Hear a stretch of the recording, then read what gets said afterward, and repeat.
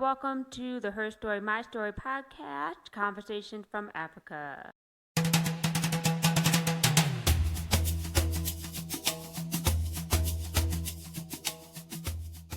With Abi and Jayne at the Her Story, My Story podcast. We are so happy you guys are here. We have a lot on our hearts. We have a lot of different perspectives, very unique perspective. Jayne has different life story. I have a different life story. And then we've just come together here in Africa, and we just find ourselves having lots of conversations, and they go on for hours and we don't even realize it. So that's how you know you're having a good conversation. Exactly.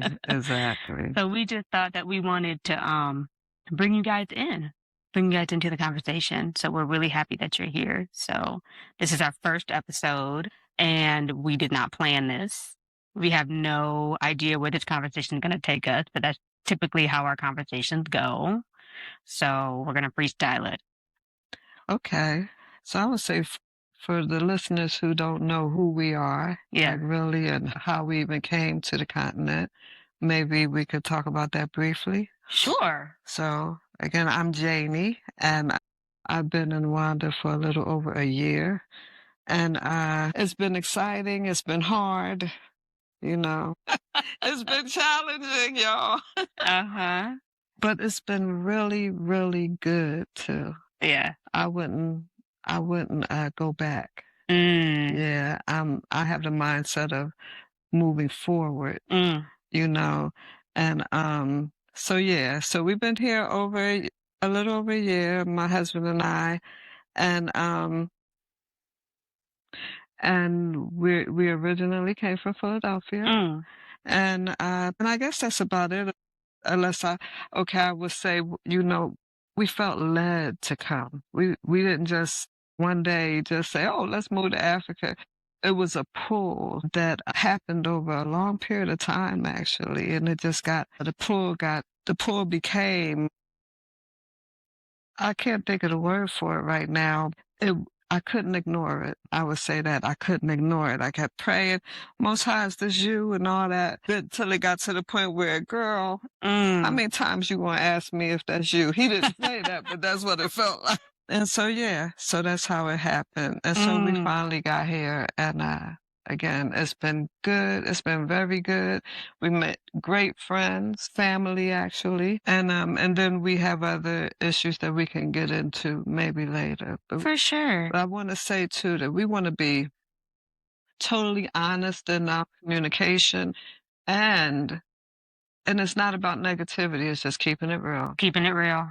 Yeah. So I guess my sort of short backstory is, so I came here, I want to say, for the first time in February 2025. So it's been almost a year. I came with my husband and my 3 boys. Right now, their ages are 2, 5, and 7. And they are very busy. And then we came here from Michigan. And this is the first time I've ever traveled outside of the continent. This is my first international travel. And our story is a little unique. My husband was the one that really felt that pull to move here, because it wasn't just a random, oh, let's just move. Let's just change our lives. Let's just, go on an adventure and take all of our small children on a 24-hour plane flight. Because that's so fun. And he really felt that pull. And, when he first told me, I just looked at him like, you've got to be crazy. Because, we had just bought a house and we were making so many plans. We had this homestead and we were really putting our roots down. Jason was, my husband Jason was building a market garden, and he was really trying to, do business. And, we have a chicken coop on our property back in the States, and he was cleaning out the chicken coop, and he was listening, to different channels in his earbuds, and there's this channel that came on, I really should be letting him tell this story because this is kinda how it is. It's his story, but, um, I'll just give you the synopsis. So he was listening to a teaching and, he just started talking with the Most High, and the Most High was like, "Do you trust me?" And that's when he was like, "I want you guys to move to Africa." And even my husband was just, like, blown away because did not foresee that coming at all. And that was back in, I wanna say, because we bought our house in 2022, and that was, like, in the beginning of 2023. And, um, and then he told me, and I was like, "What?" And, a few months after that, I got pregnant, and I was like, "How is this gonna work? I've never been to Africa. I don't know anything about Africa. I couldn't see myself having a baby in another country." Was just wild. So fast forward, my husband came at the beginning of 2024, and he kind of scoped out the area. He scoped out Kigali, Rwanda, started a business, and came back. And then a year later, we came in 2025. So we had a lot of time to prepare, and I had a lot of time to just kind of do some research and prepare and um, so now we're here. And, like you said, it's been challenging. It's been different. It has also been very rewarding. It's been very good for me, just mentally, spiritually, a lot of things. And I know we can have a lot to say about that. So that's my long, short intro story to how I got here. Yeah, yeah. It's interesting to me that many of us have felt that pull that Mm, that we both refer to. Like if we when we talk to other people who are here, they may say the same thing. They mm, felt the pull mm-hmm, while listening to some of our some of the podcasts or the teachings actually that yeah, and it's not about following um a certain teacher, mm-hmm, but it's like when I started really looking into things, I was like, wait a minute. Like mm, the desire just got stronger and stronger. Like I started looking more at the word for myself, and some of the scriptures like the flee Babylon scriptures and stuff like that. I had never really considered them before. Like well maybe from a Christian perspective, but not well, I would say a not biblical perspective. yeah, thank you. Thank you. Not from a biblical perspective. Yeah. Yeah. Yeah. So when I guess just digging into these things and then I remember crying out to the Most High, like, please don't leave us here. Really, it got really serious. Leave us Um, here in the in the States? States. Mm, Yeah, it was huge for me. Cause my husband was more like, wait a minute, we're doing well. He was more on that tip. And I was more on the let's get the heck up out of here. so, so the Most High had to really like, get us on the same page, like according to his will, not according to what I wanted to do or what he wanted to do. So, yeah. So I would say also, let's talk about the good parts about being here. okay, sure. Rwanda is beautiful. Ooh, My goodness. there's not a single view where you just look outside, even from like the car window, you just look outside and the view is incredible. Yes. It's Yes. amazing. It's very inspiring. Very, very. I would say, the pace, while it's been difficult, it's also been very good because it it's slower here. So I feel like it allows the anticipation and the expectation for things to be slower helps me to kind of pace things out. I guess things aren't as high strung. I don't know if that makes sense. It does.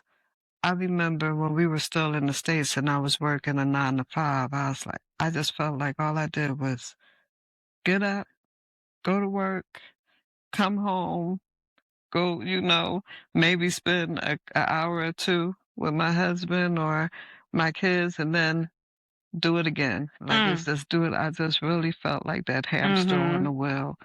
Whereas here is way more laid back. Mhm. And it took some getting used to, right? And Mhm. I think I'm still getting used to it. 'Cause Mhm. sometimes I'm not doing anything. 'Cause unlike you, it's just me and my husband, so we don't have little ones, and Right. so life is really, really slow for us, and I don't know how. Like on one hand, is really, really, really good, and then on the other hand, I'm still adjusting. Mhm.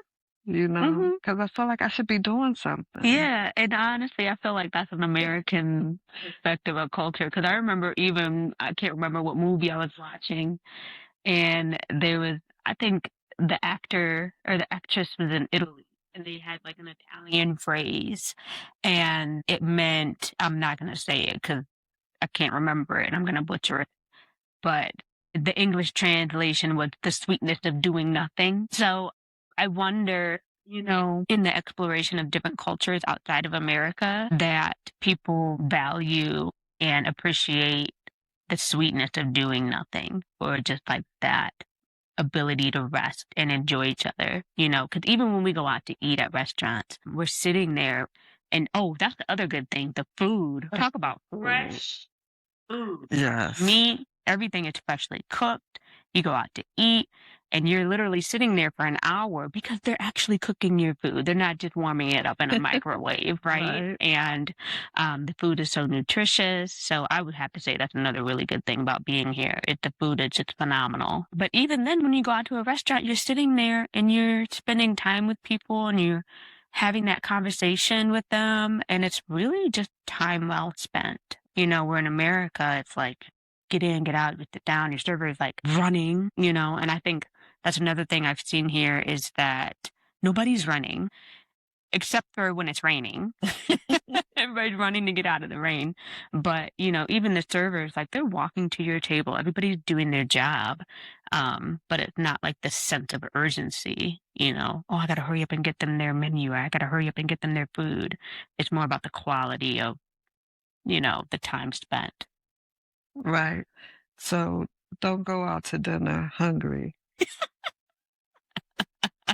That's not gonna work because I'm always hungry. Okay, don't go out to dinner start feeling like you're Right. starving Maybe then. bring some Like, crackers. yeah, like, because it might take a minute. Yeah, Yeah. that's true, that's true. Yeah, so yeah, the food is really good and it's fresh like you said, and the people are wonderful. Mm, Overall, like the people are mm, great. It's been a warm welcome for the most part. And mhm, mhm, I would be lying if I said everybody's happy, to see us. But it's been really good. I know before, well, I came here alone on a business mission in May of 24. mm, And so that allowed me to meet some people. And prior to my husband and I actually moving here, I kept in touch, like, not regularly, but I was just like, I'm coming back, mm, and they were just like, just let us know. And so, that was helpful. That was very helpful. But I have been praying about meeting good people that won't take advantage of us, that won't try to harm us in any way. And when Ben and when we arrived here, those very people were waiting outside mm, the airport. They didn't have a sign, but they had big grins on their face like welcome. And mm. it was very nice. Yeah. That's special. Yeah. I love that. It was really, really nice. Especially, let me tell you, because when we arrived here, it was a different vibe in the airport than from the first time I came. Mm, The first time, when you get your visa, the person who was helping me out, he was just like, "Welcome to Rwanda. Like, why are you here?" Just regular questions that, I guess TSA. I know in the States, is it called TSA? Well, I don't know what they're called here. But anyway, they were helpful when Ben and I came. This guy was not nice at mm-mm. all. He was like, "Well, what are you here for? Who are you visiting? How long are you staying? I need proof of who you're visiting. What's their address? What's their phone?" Yeah, it was like that. And I was already with my man not happy about coming to the continent, and this is his experience, right? It was crazy. So I had to give him my assistant's phone number, right? And he dialed it or whatever. I don't think he got an answer, but and he finally just, stamped the passport and everything, but Mm, he was just not pleasant. But when we stepped outside, that's mm, when our people were out there waiting for us, at this big grin on their face, like, mm. welcome, we're so happy to see you, and that helped. Yeah. Wow. Yeah. So as I say, everybody's not happy. You mean humans are humans? Human are Mhm. humans wherever you go. Oh my goodness. Yeah, I'm thankful, that I wasn't traveling alone. My husband really took care of a lot of that, and he's really good with people. He's really good at showing like a kind and gentle face. Hmm. In the midst of chaos, because I'm not that person. I'm very reflective of my environment, and it's hard for me to remain calm. Especially when, I have kids running around, like 3 boys, and, one of them is very young and still learning how to talk. So, I was very and just being in a different environment and, being on a flight for a very long time, Oh, yeah. you know, and being in a new country and just wondering how things are gonna go. But I think, similar to you, when we got outside of that whole visa situation, because it's just a small room Right, and everybody is getting off the plane and everybody is in the room and right. everybody trying to get a visa. And it's very busy and there's so many different languages being spoken. And yeah. But then when you get outside of it and you're in the fresh African air, Yeah, it is beautiful. yeah. It is so nice, and like you said, the people are just so friendly and just very welcoming, If you smile at anytime I'm walking anywhere, I smile at anyone and they give me a big smile back and they're just so open and receiving, very curious and just very friendly, very kind. Yes. When we first arrived here, I was like, people were staring at us, and You will get that for and sure. yeah, so I just started smiling and saying hello, and they smile and say hello, just like. But Yeah. but I wonder. I'm like, can people just look at us and tell we're not from here? I mean, Well, like I you know mean, what I I'm know they saying, look at right? me and Well, it's a lot. Like there's sometimes where people will just be like staring just hmm with like a little open mouth. Like just, hmm and I look and it takes me by surprise. I'm like, yeah, I don't expect to look and see a whole family just, stopping what they're doing and staring to at look me. at you, right? And, that's something I've learned. It's not, because in America, you stare at somebody and it's considered rude. Right. And, I feel like here it's more of just curiosity, Exactly, exactly. Because you I used know? to wonder why, and then I asked my sister. She said, "Oh, they stare at me too."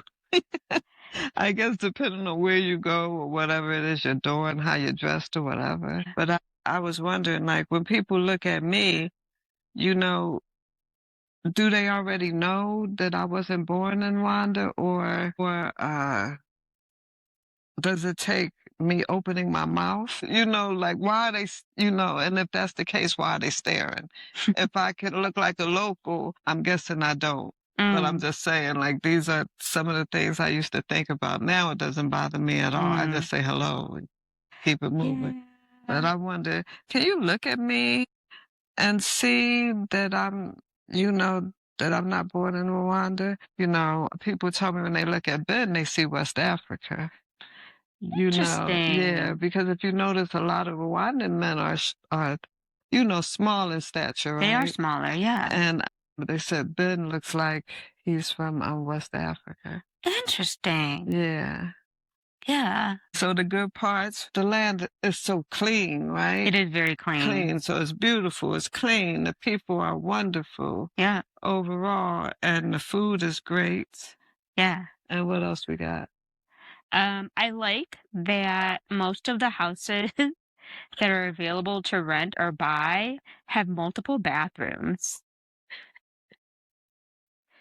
We gonna really talk about the houses, like, But I just okay. Yeah, they like, do have multiple bathrooms. I like that they have keys in every door. I really like that. yeah. Oh, do you? I I do. don't prefer the style of it because I feel like they break easily, like the The lock keys, malfunction. the metal one, okay, the metal doors, Yeah. the glass, the slide, just.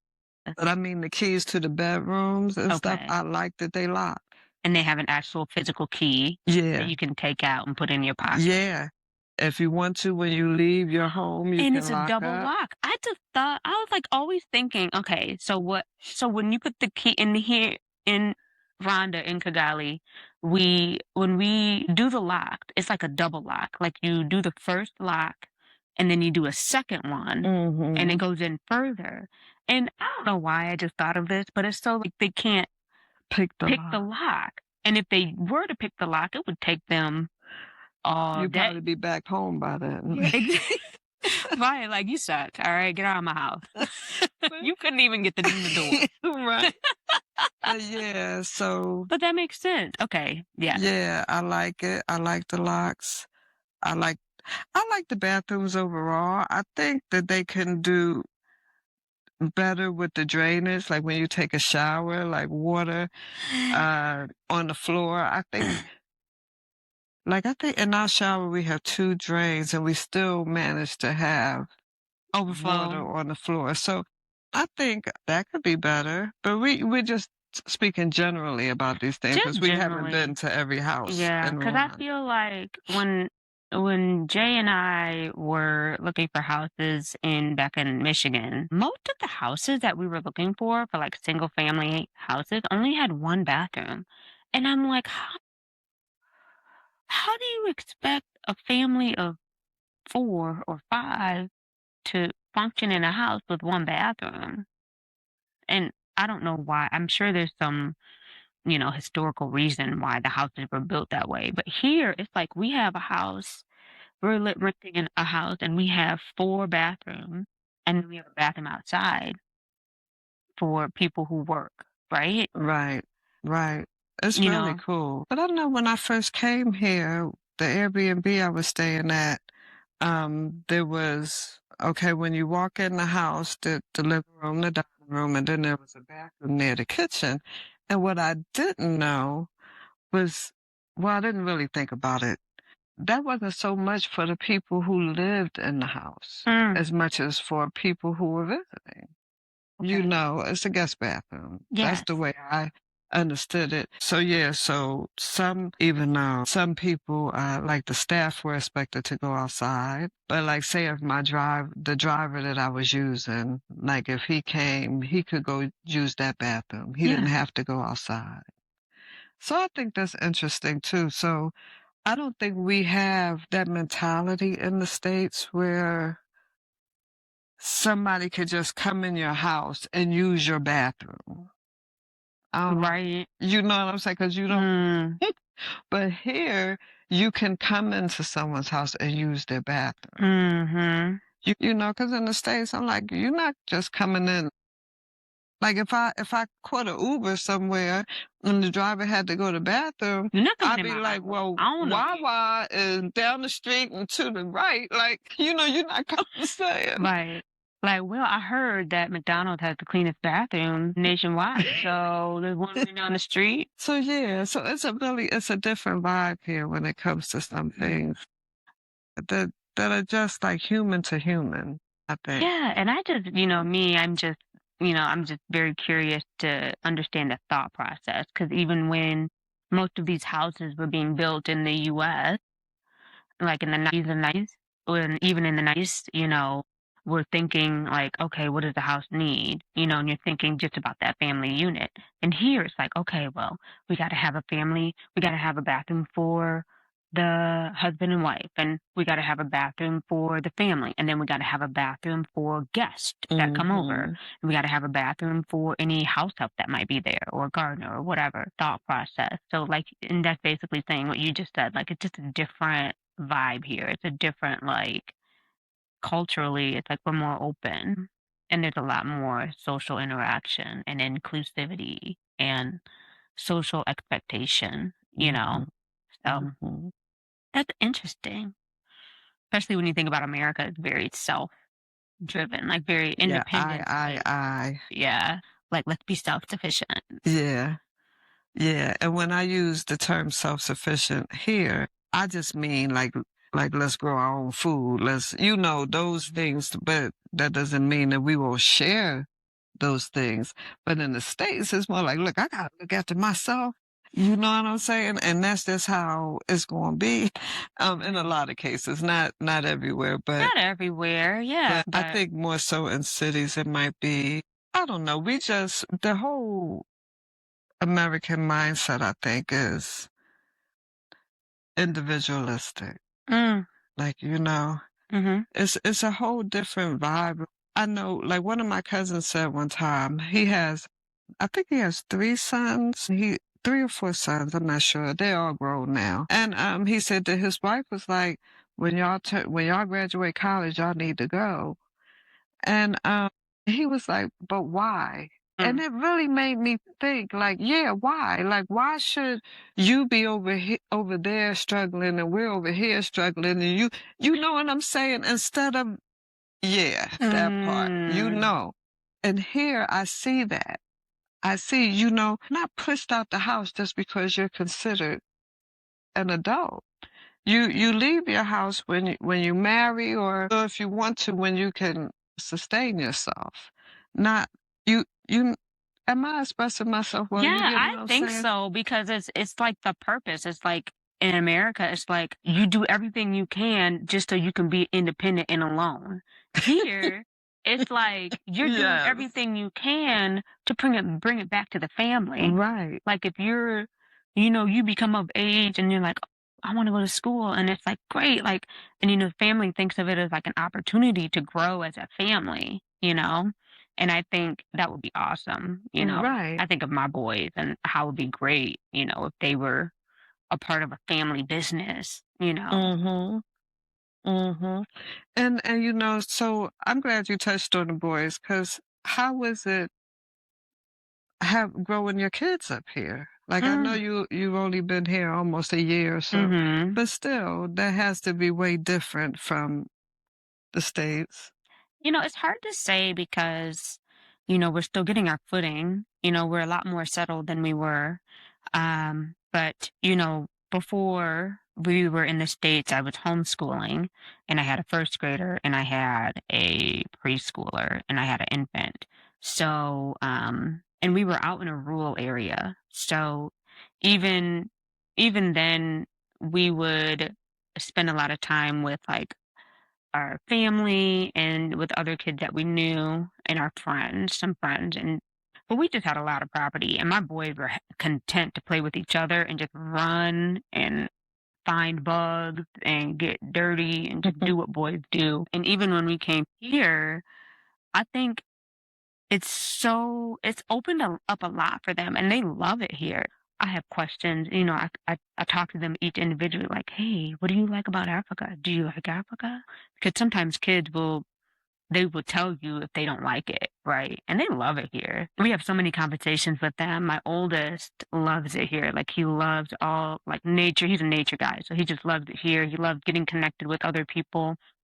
We have outside of our where we live, we have a lot of villagers. We have a lot of kids that hang out right outside of our house. And they know a little English, but not a lot. And my son, he is excited. Every time they come, he's like, "Can I go play with the kids?" And they just they just run around like they've been best friends forever. And he's like, these are my friends. I tell them to help me find bugs. And they bring him bugs and frogs. And it's just, I think it's been really rewarding. Also, I feel like what's really important for me is that my kids feel a sense of security and community and just a sense of being home, right? And to me, home isn't really a building or a location as much as it who you're with, right? And I think probably the best part about living here is I feel like I found my family. I hear that. And just from meeting you and your husband, when we first met, I came home and I told Jason, I said, I think we found family we never knew we had. It was such an impactful meeting and it only grew from there. I really feel like I'm with people that I can confide in and trust. You can confide and trust somebody if you feel comfortable leaving your kids with them while you leave.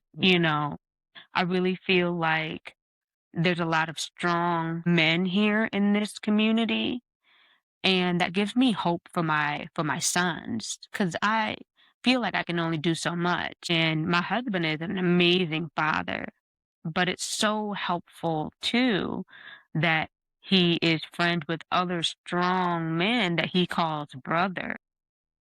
And they also look out for our kids like they're their own. And I can see it. They care for them. They don't let them get away with any kind of mess, and that brings me so much peace and hope. And it makes me so happy. I never felt like that in the States. That's awesome. That's I'm just awesome. very thankful. I'm very grateful to be here and to know everybody here in this community. Me too. Yeah. Me too. Even though my kids are grown and they're not here. My granddaughter, one is grown and one is 10, and I hope that she comes here. But yeah, like it's a whole different feel here. Uh, when we were still in the States, we really didn't have any friends. I mean, because, as you know, we're Hebrews. So once we started like really expressing that, living that out, the few people that did like to hang around us didn't really want to hang around us anymore. And it's funny to me because that's been many of our stories. Like, if I talk to some of the people, some of the family here, they say the same thing. Like, they experience like a separation. Like, okay, you Mm. don't celebrate the Thanksgiving, the Christmas and stuff like that. Like Mhm. people just, it was a separation. Mhm. And, I now know that that's the Most High, but it didn't feel good at the time. So our brother Nate, he and his wife, we would go out to dinner with them and stuff like that. But yeah, our circle was not small. It was tiny. I don't know, nobody can see me, but it was tiny. And then we got here. And at first, we didn't know anyone other than the people that I mentioned, my assistant, our driver, our chef, right? Mhm. And so it was hard, I think especially for Ben, because I'm more of an introvert. So it was hard. I think what was making it difficult for me was to watch him. You know what I'm saying? That was, yeah. I feel a little emotional about it, so Well, that's okay. excuse I me. mean, that's your husband. You care for him, Yeah, Yeah. I could speak about that too as far as, carrying, just wanting other people to be content, yeah, exactly. especially if you feel like you're the one that felt the pull Yeah, and and you pulled somebody into it. yes, yeah, and so I didn't want resentment to build or anything like that. Mm. So it was just crazy because one night I was listening to one of the teachers and your husband came on and he said, well, yeah, y'all, I'm in Rwanda. I just got to Rwanda 2 weeks ago. Me, my wife, my mom, my kids. And I was like, what? He said Green Arc Farms. And so the teacher's name is Teo. I'm just going to say it, right? Yeah, Teo yeah. Ministries. And so I just decided to write, which is really, I mean, that really speaks to what I was saying, how I felt about my husband and how I felt about feeling kind of isolated, right? Mm. While we're in this new place. So I wrote Jason, and he wrote back, and it's history now, right? Like we Yes. met at a bakery, had a cup Yes. of coffee, and had some good conversation. Yes. Then you guys invited us to your house, Yes. and then and I remember we got when Jason invited us to the house, y'all were having a dinner, and Jason was like, other people are going to be there, right? I didn't even tell Ben. He was so grumpy at this stage, right? Like I didn't even tell him, and because I thought he might say, I don't want to go. Like I just thought he might say that, so I was just, and I knew he liked you and Jason, so I just kept it like, yeah, Jason invited us over, you know? And it's like, okay. Then he steps in and like everybody's there. I don't remember this. Who is it? It's like Brother Ham Hamp and and Gwen, Mark and Yvonne. oh wow, Yeah, this must like have been Shabbat dinner. no, it wasn't. Was it Was it Shabbat Shabbat? dinner? I think because we wanted everybody to come over, just to have a Shabbat dinner, or maybe we did it the Sunday I think after. that's where we planned the next, we made plans for Passover. I don't remember if it was Shabbat. I kind of don't think so, but I don't really remember. But when we walked in that house and the house is full of people, and this man who is an extrovert by nature, but you couldn't tell because all his defenses were up. He should really be telling the story, right? Yeah. But so I'm telling it, based on my perspective, of course. His defenses were up, and he was very quiet at first. Like maybe for the first hour, he was just quiet, just like listening to people and stuff. Next thing I know, after that, Ben was in it. He was talking to everybody, and we made friends. We gained family, Mm-hmm. and I love the community we're building here. Me You too. know, and like I met your mother-in-law, and she Mm-hmm. was cool, and Mm-hmm. we it helped me to know that the Most High was really speaking to me. Like if I didn't have real doubt, but and you have those moments where you be like, I didn't do this on my own, right? You know what I'm saying? And so it really helped because I was just saying all that to say that we have so much more in terms of friendship and extended family, cousins we didn't know we had, right? Mm. And I'm gonna stop calling us friends. We're family. We're family. We are, Yeah. for sure. Yeah. Yeah. All right. Cool. Well, Janie, it's been what a great first conversation. Yeah.